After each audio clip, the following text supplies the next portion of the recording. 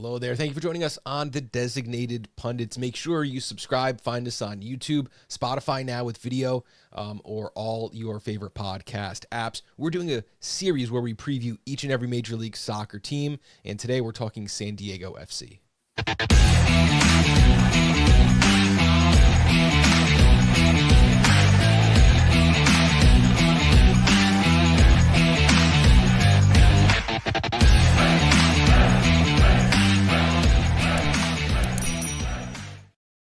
We are joined today by Tony Sanchez from SanDiego.Futbol, the FUTBOL version. You could find him on, Twitter, most social media. Tony, how you doing today? Doing great. Catching up with, almost jealous of everybody's extended vacation. But here in San Diego, it's always a vacation because of our fantastic weather. Today, 85 degrees. It's ridiculous. That's disgusting, Tony.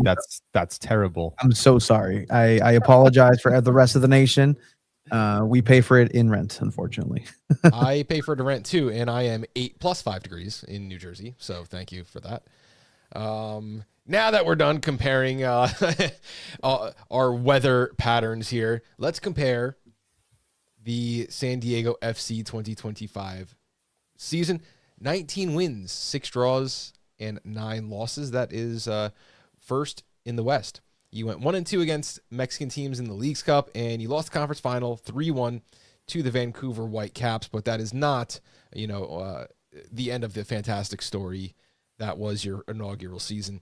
64 goals scored was third in the West. 41 goals conceded was good for fourth in the West, which left you with a plus 23 goal differential, which was also good for third in the West. In your inaugural season, 10-5-6 at home, 12-2-4 away, plus 12 home differential, plus 15 away differential. A lot we can talk about here. It was a fantastic season. I knew you guys were really excited to get everything rolling, and it was like a dream. Everything worked out. Everything worked. Every player worked out. Yeah, no, it was an incredible season because coming into it, the experts and pundits and then us, we had no idea what we were going to see. And as time started unfolding, right, starts with a fantastic start, taking it to the current reigning defending champions of 2 seasons before in LA Galaxy and defeating them game 1 right out the gate. And so you're like, okay, that's probably the high point of the season maybe. And as time rolled down, Mikey Varas and his squad just shut a lot of mouths up that, potentially were pinning them last place, not just in the West, but just overall, like just down in the basement. And an incredible season and really just the way it came down. You saw some stars rise and really the star of the San Diego FC season is definitely that play style. The play style that allowed for Honors Dreyer, that allowed for Yepes Verskov to become MLS All-Stars along with Chucky Lozano. But top to bottom, just performance after performance and looking at the youth. It's incredible what this team was able to do with such young players. It really was. Like, I remember talking about this team last year and just being like, don't know what this team is going to be. The thing about this team that was so interesting to me is they were, irresistible to watch in a lot of ways, and they were good and consistently good. But looking back, there's a split, right? The records that Bob just quoted include the playoffs. If we look at just the regular season, that home record is okay, not great, 7-5-5, but that away record is insane. It's like 12-1-4. I guess my question is why? Why were they so good on the road as opposed to being like okay at home? I think it has to do with a couple things. First of all, this team seemed to be built for the road. They seem to want to go ahead and have the opportunities taken over and surprise people at home, where sometimes the opposing teams who were at home felt a little bit more comfortable being in their style and inviting some of that pressure. San Diego was actually on the offensive side a lot of those times. Clearly, throughout the season, they loved possession. They loved having the ball, but it seemed like there was an extra uptick in energy whenever they were as away teams. And also just players that were important to this team discovering not just the MLS, not just MLS in general, but America and just everything that kind of came with it. It came with a wonder for some of these players to go to these different cities, as small and minute as that might be and seem. But also, it's because of a fantastic setting that they have over on Singing Hills in their training grounds, and the world class facilities that they're able to do. Not just facilities, but the staff that prepared these players for such rigorous travel, and just travel that a lot of these players had never seen before. You have some of them looking at Paddy McNair, looking at Anders Dreyer, making that international flight over to Europe and coming back and being strategic of having to meet the team in I don't want to say the Midwest in order to make sure that they are ready to receive, and they're already training separately by the time the team gets there. They're already ready to go. So there was incredible intention to go on the behind the scenes, but overall the players had to make it happen. And I think this team just took everybody by surprise. And in those 90, they just wanted to show out, and they wanted to showcase what they were able to do, especially in away games. Now, I like that you mentioned very bought in. Sorry, I just want to say they're very bought in from the beginning. So, I mean, what you're saying about the coaching staff being so prepared, I mean, 100%. That 100% shows in, because that's a new team. We've seen new teams come and go, and some are successful and some aren't. And this team was 100% bought in and played a very complex style from the beginning. So, yes. Sorry, Bob. And when you look at the strength of the team, and we're going to look at the score sheet in just a second now, Anders Dreyer, 19 goals, 17 assists. I mean, when you have wingers, him, Irving Lozano, 9 goals, 8 assists in a lot less minutes. When Red Bull, was doing the super high press, they were getting those away wins in kind of the same way. Like, when you go on the road, teams want to be aggressive at home, and teams came out aggressive on you, and you punched them in the mouth every time. I think that has something to do with the very few times we see teams doing better away than they do at home. At home, maybe the teams come out a little defensive, and it's harder to get, that quick first jump off of them. But besides the wingers here, Anders Dreyer and Irving Lozano, you also had Milano Yaski with 10 goals and 1 assist. Valakari, 4 goals, 7 assists. Luca Della Torre, one of my favorite players, 5 goals, 1 assist. And Jeppe Svertskov with 2 goals, 7 assists. And for him, that is only like the tip of the iceberg. You could see him being like 99th percentile in just about every passing, defending, every category on the field. If you haven't done a deep breakdown, I know a lot of advanced analytics like on FBref are done now, but just imagine his pie chart was 99% in every category, and just fill it up. If you want to learn soccer and just want to tell somebody who's actually trying to get into it and to try to understand the game, just go say, look at that guy, Jeppe Svertskov, number 6, and you can just understand the flow, the pace, and just the intelligence that sometimes it takes to command a midfield and just the game itself. Jeppe Svertskov is worth the price of admission for sure. So now we need to turn the page on 2025. Some of you may not be ready. Sophomore slump kind of comes to mind, but let's take a look at the players outgoing. You have Luca Della Torre, Franco Negri, Bruseth, Paddy McNair, and now the new preseason drama. Apparently, Irving Lozano. Mikey Veras came out and said that he is not part of the future plans in San Diego. We don't have any definitive information, but usually when a coach says that, he's not going to play the player. So I added him to the players out graphic here. Yeah, no, this is the story of the offseason, right? Earlier during the season, they didn't pick up the loan option, or just didn't bring back Milan Iloski from FC Northland, the sister club in the Right to Dream universe. And so that was the biggest drama until Chucky Lozano. And it's very interesting because Lozano, in his exit interviews last season, said, yeah, I'm here. I'm determined. I am a contracted player for San Diego FC, and I'll see you guys next season. And what does Mikey Varas and sporting director Tyler Heaps do in the first media availability back? Just tells us, yep, nope, not part of the plans. And you're just kind of stuck with, well, what do you mean? He's showing on his Instagram stories that he's at training. He's showing that he's over at the grocery stores with the community. He's showing what's going on. What's the disconnect here? And just very, very set on the fact that Chucky Lozano Irving is not going to be part of the squad. He is still part of the team. He is still, his contract is owned by San Diego FC. They are the ones paying him $7.6 million to do absolutely nothing here in San Diego. And they said that they're okay with that. And if you look back at those numbers, Edwin Lozano, yes, he was a big contributor to the overall season, but at the end of the season, he wasn't necessarily contributing because he's coming off of injury, and he was not necessarily the best in the locker room in a lot of senses. From what we've discussed here on SanDiego.Futbol on a couple of episodes, like the locker room situation was not working. Bench him in the middle of a halftime against Houston. He's not scoring. He's complaining. His replacement, 35-year-old Amal Pellegrino, comes out of nowhere, gets a penalty call, and then scores, and immediately just goes on this just generational playoff run, just leading this team into the first place of the Western Conference Finals. I mean, it's tough. It's tough, and obviously, any team is better with Edwin Lozano on the roster for sure. Any team. But I think San Diego FC saw that there's a lot of potential, with goals, with assists, with those same numbers for much cheaper out there. And they said, you know what? It's not worth the headache. I feel like, and look, correct me if I'm wrong here. I'm not a Chucky Lozano expert, but I feel like these are kind of some of the things that follow his career a little bit. Attitude is a word that gets brought up, locker room. Complaining. Yeah, I mean, you get a fiery player, you get a fiery individual, and that's what you have with Chucky Lozano. He's one that wants the ball, but this style dictates that he doesn't be the focal point. He's not the focal point of this offense. There is no focal point. It's a team.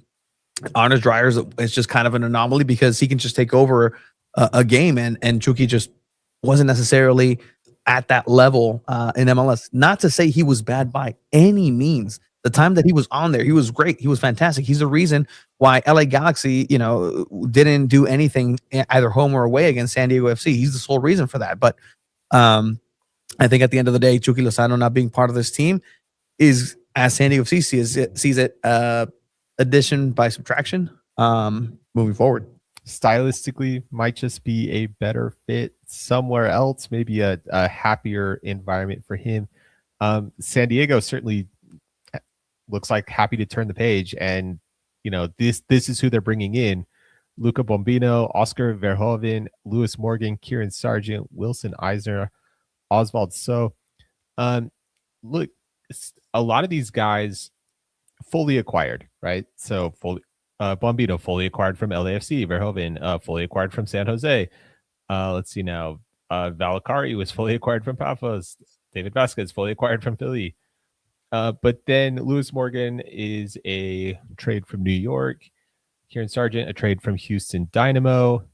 Eisner was picked up off waivers, and so was a transfer from Boldklubben. So tell us a little bit about, is there somebody on this list that you're like really excited to see coming in?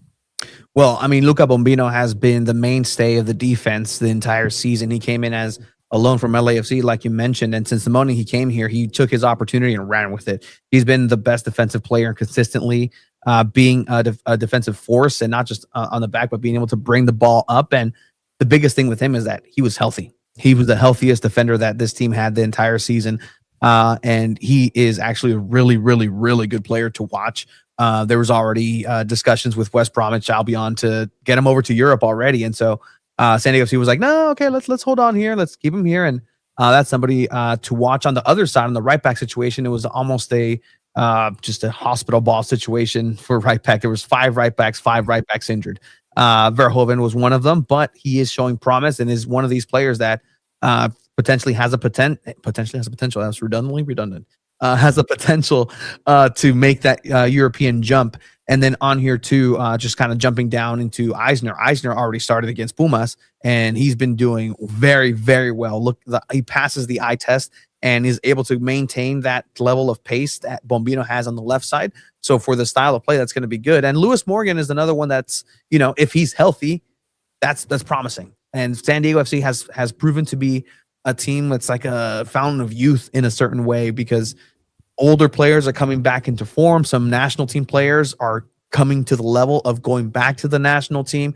Injured players seem to have a good output here as well. So if Lewis Morgan is able to come in and do the things that he did with Red Bull, that's going to be very, very important for this team moving forward.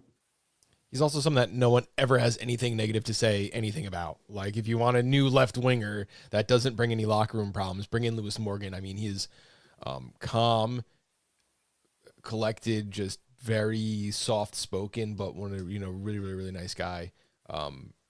Got a raw deal with Red Bull, not from the team, just from his body, kind of letting him down, but easily could be a best 11 type player when he, is at it. So yeah, what you did here, which I see a lot of second year teams doing. I remember like Charlotte did it. Austin did it. Like, you have to move some players out. When we previewed Austin their first season, it was like, you have 2 starting right backs, 2 starting left backs, 4 starting center backs, like all these starting midfielders, who's going to win a job. But now the picture is becoming a little more clear. And to that end, let's take a look at what we think is going to be the depth chart here. We have a 4-3-3 formation attacking with Valkyrie as the number 10. And yeah, let's talk about it. Let's start from the back line. You have CJ Dos Santos leading everyone from the goalkeeper position. Yeah, and so CJ right now is coming back from injury, but he is the starting goalkeeper. They extended him, backed up by Pablo Cisniega here in Conca Champions. But both of these players were battling for the position and jockeying for the position throughout the season, and it's really a systematic decision to have CJ Dos Santos there just as a starting goalkeeper, because you need somebody who's good at with his feet in the back, because most of the attack for San Diego FC does begin all the way from the goalkeeper, and they recycle that ball and they cycle it through Dos Santos, and he is much better with the ball at his feet than Pablo Cisniega. Pablo Cisniega being a better shot stopper, a prototypical Mexican goalkeeper who's brave and comes out and extends himself, like a prototype of Osvaldo Sanchez there in the back end. The youngling who got, Pablo Cisniega does get red in that last game against Vancouver in the Western Conference Finals, and former San Diego loyal goalkeeper Duran Ferri comes in and kicks it in with the last couple of minutes on his MLS debut. So that's somebody else who's coming up in that position. Tell us a little bit about this back line in front of him. All right, let's start with the center backs before we move up the field. Right now, projecting Christopher McVeigh and Manadua as your starters, which is what we saw against Pumas.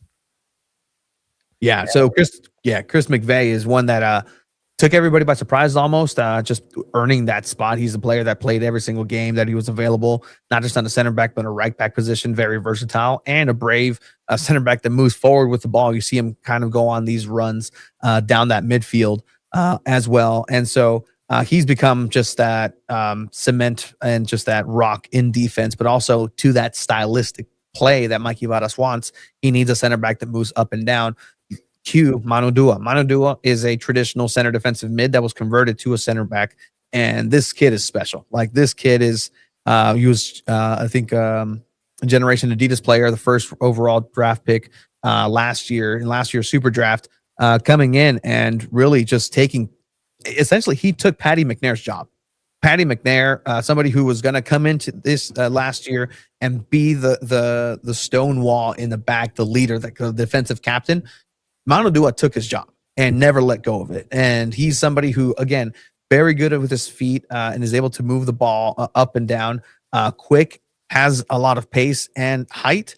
He saved, I believe, 3 goal line attempts, like literally the goalkeeper nowhere to be seen, shot directly and just boom, heads it out a couple times. So an incredible talent with Manudua, who is still developing and still growing. I can't help but notice that one of the new signings, Osvaldo, is sitting on the depth chart behind these two as a center back depth. Do you think that's the plan, or do you think he's brought in to be legitimate competition? I think he's here to bring legitimate competition up until Andres Reyes is available, because yes, Andres Reyes has played about 40 minutes for San Diego FC. And I only say 40 minutes because he ended up getting a red card in the one time he was available for San Diego FC. And then, just went about his own way and got surgery without telling the team. But hey, that's kind of Andres Reyes things from what I've kind of understood. Oh, yes. I warned you about him last year. Yeah, you did. Show. Yeah. 100%. And hey, it happened. And so Andres Reyes is actually slated, from what Mikey Varas told us, he is slated to come back after the World Cup. So we may be able to see what the Colombian is able to do in that position. But Osvaldo Soaya is somebody who's going to come in and just kind of protect that third center back position. He's also very versatile. And that's the thing with all these players. Every single one of these players can play multiple positions very well. And even in the defense side, yeah, I could see him going to the right back position. I could see him, going and playing a little bit up high. But for right now, those two, McVeigh and Dua, are San Diego's 1 and 2 defensive center backs. Let's look at the outside backs then. On the left side, Luca Bombino, I think probably that nailed-on starter, the 19-year-old, coming off a great season. And then Kieran Sargent, the new signing behind him. On the right, Eisner started, but on our depth chart here, we've got Oscar Verhoeven as the starter with Camundo also available in that position. Tell us a little bit first. Are these your starters? Do you think Eisner kind of wins that spot, or is this just a convenience thing? And then tell us a little bit too about the style that these guys play. Yeah. So, on the right back, like I said, it was just that was the position that was a black hole of injury. Everybody hurt. Everybody, anybody who touched it, you almost, didn't want to play a right back position last year to avoid anybody else getting hurt. But right now, Eisner did get the start. Oscar Verhoeven is coming back from an injury, so they're kind of easing him back into that role and that position. And then Willy Camado is a player that started very well in the season. He fits the style of play that Right to Dream is looking for, but he's injury prone. He picked up an injury. He came back towards the end of the season. But right there, I think Verhoeven is the player, at least stylistically, for Mikey Varas that he wants, right? This is another U.S. Men's young national team player that knows the style that Mikey Varas is asking of. And he's somebody who's going to go ahead and just redline himself up and down. And, the thing about some of these young players is that on a body language type of thing, like the camera will pan to him where you just see him in the games live and they're gassed. But the thing about it is that recovery is incredibly quick. So he's able to go ahead and move the ball up very well, but also just put his head down. And when he needs to, has the youth, I just want the youth, the legs to be able to make those runs and come back defensively and help Mano Dua on that back end, who probably is already there. So it's you literally just trying to come back behind Mano Dua in case somebody goes behind him on that side. So they want to go ahead and just have this triangle of offense with Dreyer, Godoy, and Verhoeven, or whoever's in that right back position, to be able to move it forward and really complement the left side and have more options to go ahead and swing it all the way across, and then see if they can swing it in, as we'll get to on the center forward position. Something that we saw in this Pumas game is that they did use a lot more crossing, whereas all last year they lacked the ball on the ground. They lacked that possession, but because they didn't have a true number 9 all last year, that was almost impossible to do. Very difficult. Who doesn't have young legs is Aníbal Godoy. But I think this midfield was a massive strength to this team last year. I'm really interested to see what it looks like in a post Luca de la Torre world. But Jeppe Tverskov, obviously, he was great last season. We expect great things from him again. Is he going to be playing? Do you think Aníbal Godoy is going to be your most game starter, or do you think Bryce Duke or Pedro Soma can win a starting job there? I think Pedro Soma, the player that came over from the Barcelona Academy, also another U.S. Young Men's National Team player, is the one that's going to start creeping up and eating at those minutes for Aníbal Godoy, who is right now, kind of just at the twilight of his career, but still playing very well. I mentioned earlier a fountain of youth right there. Aníbal Godoy, who came in and it was almost thought, okay, he's going to be a rotational player. He's going to come in at the end of the games and be that enforcer on a yellow card and then just slow the game down or just however that may be his use. But no, he ended up being a full-fledged starter and brought that physicality to that midfield that allowed Jeppe Tverskov to be a little bit more finesse-driven and just worry about the passing, worrying about the directions, and worry about moving the ball either forward or backwards.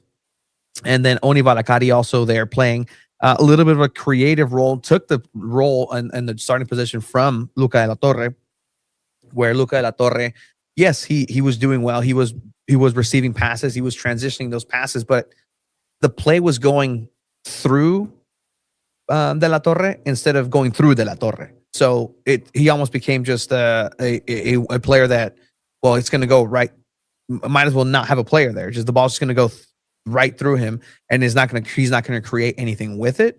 Where Oni Valakari kind of got a little bit more comfortable in that role, started assisting, especially at the end of the season. He was actually a reason why they were able to destroy Portland a couple times in the postseason. Is Oni Valakari's play. So that midfield it can potentially have some changes. Yepes Verskov for sure. He's the captain. That's the player that's going to be there if injury doesn't slow him down. And like I said, Aníbal Godoy is also mentally preparing to take his country as a captain of Panama into the World Cup. And so that's swaying in the back of these players' minds. Some of these players who are going to be participants in the World Cup, they also have that in the back of their mind and have to be conscious about the amount of number of games and minutes that they're putting in their body. And I think Pedro Soma's primed to be able to jump in there and take some minutes as well. That sounds great. Let's go to the chat before it gets too late here. The Scandinavian recruitment for MLS lately is impressive. Isvaldo So is too good for Danish second division. Don't expect him to play a lot this season, more for future, but great value for your money. That's from Foxy, who watches every league in the world. He has a comment for every league in the world, every single one. I love that. Let's move on now. On the wing, Anders Dreyer at right. You have Amal Pellegrino, Lewis Morgan on the left. We've talked about the wingers and what they can produce on this team. Let's talk about the center forward, Marcus Ingvarsson. You guys didn't always have an available center forward. Sometimes you had wingers. You had other things going on with that position last year. What do we expect from the center forward?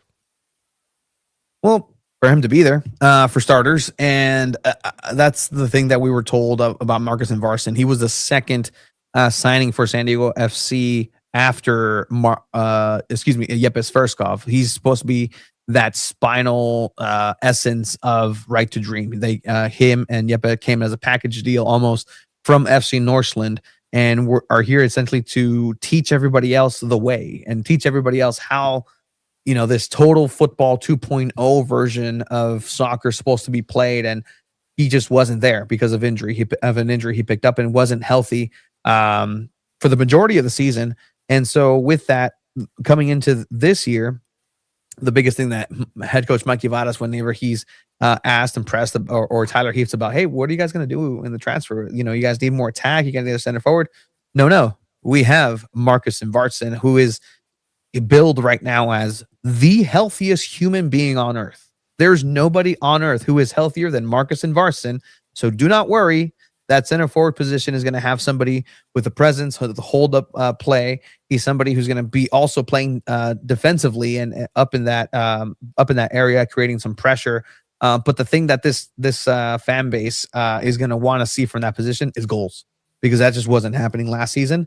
And for Marcus Ingvarsson, there was 4 goals against Pumas. None of them came from him, but he was important in wearing down the defenders. And if you're part of that, if you're okay with that center forward play of just wearing down defenders and not scoring. I am okay with it when you have 2 elite wingers who are contributing 35 goals a season. I'm completely okay with that. I'm okay with 64 goals scored a season. If my center forward isn't necessarily part of that, something else is still obviously going right, and you maybe don't need to, take goals away from somebody else to give it to your center forward just because the center forward's supposed to score goals. There have been plenty of I think times globally. RSL played all last season without any scoring center forward. I wouldn't say that was successful though. But I did want to call out Thomas Angel as the depth piece. I don't know how you feel about him, but in the limited, kind of minutes, the rotational minutes that he got last season, I felt like he was a pretty decent rotational piece, like a second stringer. That's very generous of you. Tomas Angel just was probably the bottom of the barrel player in terms of I tried to be nice, but I know, and that's just the reality of it, because you saw what he did in the first game against LA Galaxy. he had a wonderful assist, a chef's kiss assist, and you were like, oh, okay, this kid is going to go ahead and do something and be important and get in important spaces. But every time Mikey Varas played Tomas Angel, whether he was a substitute, whether he was a starter, he looked absolutely lost within the system. And that's just maybe not necessarily setting him up for success and throwing him out there, but there was no real growth with his play. And the biggest thing that was touted and the biggest thing that was complimented Mikey Varas is he defends well. Like there were points where I'm like, okay, well, when are we going to see some production from the? Well, he's defending well, and we should be happy about that.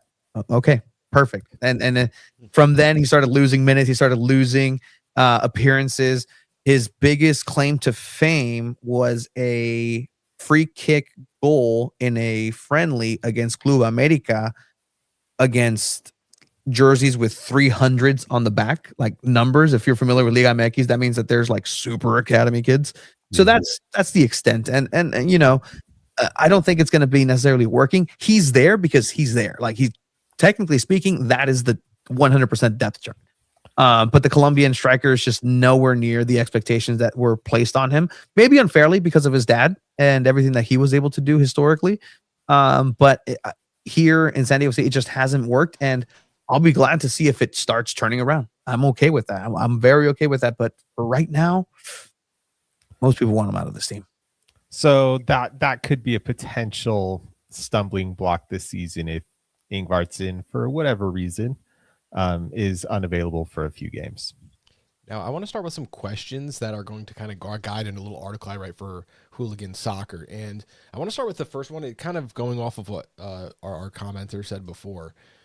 Does San Diego have any connection with Scandinavian players? Because I look at this roster, and it's not uncommon to have Major League Soccer scouts be more familiar with certain countries and bring in players. You know, Cincinnati was doing it with like Dutch players for a little while, and but it seems very, very focused on in San Diego FC. I'm seeing Sverkov, Ingvartsen, Dreyer, all from Denmark. Norway, you have Bruseth left, but Pellegrino. You have Valakari is Finnish. Is there any connection with the city or anyone in SDFC, the front office, maybe that is getting such a high number of players? McVeigh, Sweden. Yeah, no, it all goes back to the style of play / academy of Right to Dream. San Diego FC is part of a global network of Right to Dream that has clubs over in Denmark, that has clubs over in Ghana and Egypt, but Denmark, FC Nordsjælland being the most promising, also, you know, playing against Champions League / Europa League adjacent teams, FC Copenhagen and whatnot in the Superliga in Denmark. But that's essentially where the direct pipeline is coming from.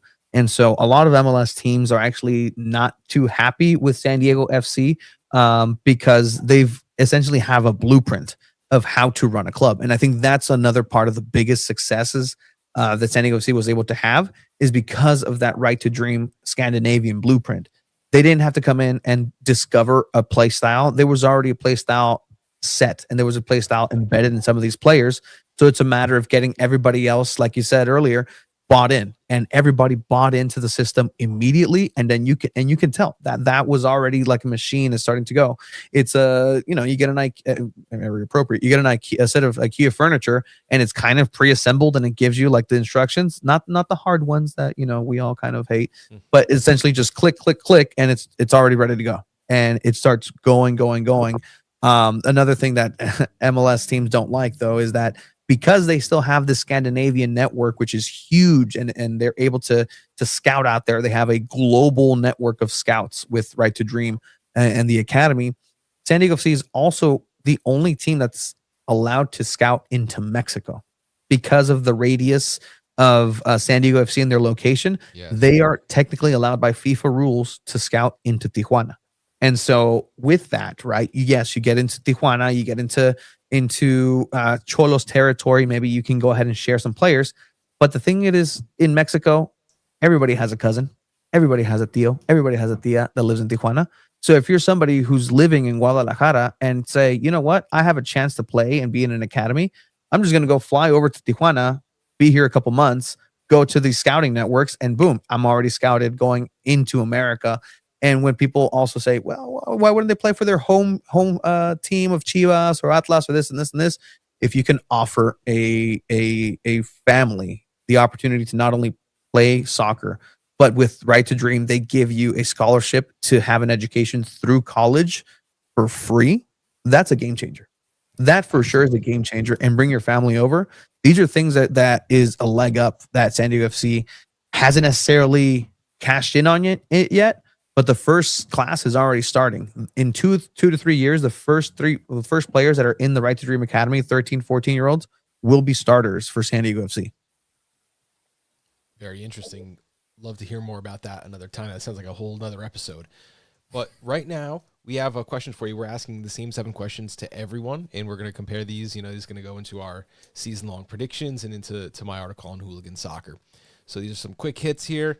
Which player outside of our starting 11 has the best chance at winning a starting job? I do think that's going to be Pedro Soma, just because he's going to develop nicely into the system, and Anibal Godoy, again, up there in age, and just maybe utilize a little bit more intentionally to be an enforcer and to close out games. I think that's going to be his role as the year goes. But Pedro Soma for sure in that midfield. What do you think some realistic expectations are for the 2026 MLS season? I think realistically, it's to make playoffs, and I think I use that as a blanket because making playoffs, even if they're in the wild card for a second-year team, I would say that's a successful second year. And yes, you had the first year that you made it all the way. Will you be disappointed that you didn't make it to the Western Conference Finals? Sure. But if you're just taking it and extrapolating it into, well, 1 season, 2 seasons, playoffs, that's successful. And so anything from what I've come to realize and kind of discovered, MLS playoffs are interesting. Like, it's just interesting how they develop. They certainly are. I think realistically, this team should be aiming much higher than the wild card. They have a lot of chemistry. They have good players. They didn't have a lot of big holes to fill. So I could see this team realistically being good again. Definitely a high finisher. Say that somebody turns on a game, San Diego's playing midseason. What are some of the storylines that they should be looking to check in on as they catch games throughout the season? Well, the main storyline for sure is a player that they're not going to be seeing on San Diego FC, and is more of a positional look, right? Go look at that left wing. What's going to happen in that left wing where Chucky Lozano is supposed to be at, right? He's still on the team. He's still getting paid. He can potentially stay on the team post World Cup, just chilling, not doing anything. But the moment that offense starts breaking down and you don't see the production from Amal Pellegrino like you saw last season, then you're going to start to question, okay, well, is there somebody out there in the transfer market? No, he's actually still training with you guys. He's right there. You can go ahead and include him whenever you want, but that's not going to happen. And I think looking at the right wing too, because you don't have such a stellar player on the left that can take some attention, you're going to put more attention on Anders Dreyer. And so that's automatically going to go ahead and maybe stifle him in his numbers. But, he's such a special player that it might not. It might not. And I think the offensive side of this team is one to watch. The midfield, I think, is as steady as it gets. The defense is exciting because they know they're going to give up some goals. They know they're going to give up some very, very elementary goals for sure, but they're okay with that because they're able to come back and make it interesting for sure. Looking forward into the season tactically, who do you think that San Diego will match up well against? So I think that it's going to be those high firepower offenses. That's going to be a good matchup for San Diego FC because they can go into a heavyweight slobber knocker in a sense, right? And I'm looking at LAFC. I'm looking at LA Galaxy as well. These California teams that were all ran through from San Diego FC. San Jose was the only one that was able to not lose to San Diego FC last season, and so they're definitely gunning for that to get them back essentially. And these are teams that are, coming in and are getting better and know the style. And now there's footage for San Diego FC. And so that's something that they're going to go ahead and be on the lookout for sure. On the other side of that, what styles is SDFC going to match up poorly against?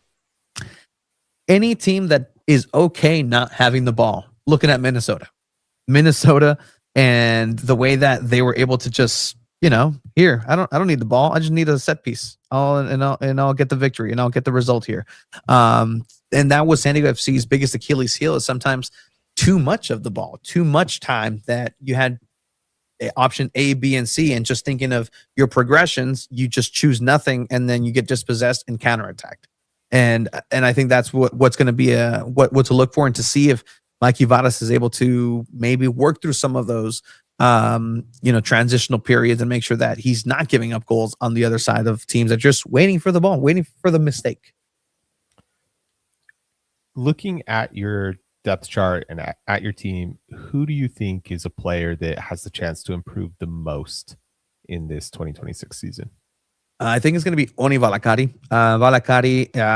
We saw him do very well in different positions, and that's the thing about his play last season, is that he was asked to do everything. Because there was no center forward, they threw him in the center forward position. When sometimes there was no one on the left wing, they threw him over on the left wing. He's a center midfielder with center attacking midfield capabilities, so he can transition into that Luca de la Torre position, and that's his natural place to be. And I think he's going to start to taking those strides and taking those chances to start shooting outside of the box. Another left-footed player that can, just shoot an absolute rocket. Go look at his first goal for Finland against France into the Euros. A beautiful outside the box curler. Like, wow, like that's the first goal I saw from him. Like, okay, this is somebody who's going to be good. I would want to see more development from him on that side of the pitch. And what about the flip side of that? A player who regresses, and that doesn't need to mean that they're bad, that they have a bad season. That might just mean coming down to earth. Amal Pellegrino. I mean, it's one of these things where you kind of saw it at the end against Vancouver, where he was going back to his tendencies of not being involved as much, and he had a wonderful end to his campaign. And so the expectation of him maybe sustaining that through a whole season is unrealistic. And I'll just tag on too, just on the right side, Anders Dreyer. Like, there's going to be more attention there. And he may, even if he does have another MVP quality season, maybe it's not going to be as jam-packed with fantastic numbers, but there's definitely going to be more attention placed on him and a lot more physicality, I am assuming, for sure. I think Bob and I were both thinking Anders Dreyer just because of the attention. I don't think teams they've done their homework now. They've scouted him. They've seen him. I don't think they're sleeping on him any longer. That was also the most leading question ever. Could just be someone who had 35 goal contributions last year that has 34. That's regression. We'll count it. We'll count it. Right. I have a hard time seeing anybody on this team, right, playing like long minutes and being truly bad. The way this team has been coached and run and scouted and stuff like that. I don't know if you feel like, how many of all the players they've scouted, how many really have like not fit the bill? Thomas Angel? Yeah, I think Thomas Angel and Andres Reyes, I guess, by default. Reyes for not being on the field. Yeah, exactly. But it's one of these things where even if you want to look and point and complain of Chucky or whatever decision the front office has made and Mikey has made, it's worked out. That's the thing. It's worked out. There's right now, they can do no wrong. They came in with 2 weeks ahead of schedule, having no preseason, playing a team that was undefeated in Liga MX, coming in with starters of quality, and you beat them 4-1, like with no Chucky Lozano. Like, this is just everything's coming up Millhouse, and everything is coming up, making sure that at the end of the day, SDFC is winning, and they're making it happen in whichever way they can, and it's really exciting to see the development. And again, I'm okay with having my mouth shut if it's going to happen in an excellent way. I like seeing greatness. And I think what we saw last year from San Diego FC was a collective greatness that, I don't care if it's MLS, I don't care if it's in Europe, I don't care if it's on the national level. A team that's cohesive like that and brings it the way that they did in such short amount of time is an impressive feat, regardless of what league and where it's at. Absolutely. And talking about greatness, you're always a fantastic guest to have on. Let us know one more time where we can find your work throughout the season. Absolutely. You can go ahead and check us out at SanDiego.Futbol. That's SanDiego.Futbol. We're gunning for the World Cup. We got accepted for credentials through the hub. So hopefully we can make it there. So check us out covering the World Cup. That's the point of this whole podcast and this whole venture. And, dreams come true sometimes. Love it. Thank you so much for joining us. Thank you for doing what you do. And thank you everyone at home for watching as we preview each of the 30 Major League Soccer teams before the start of the 2026 season.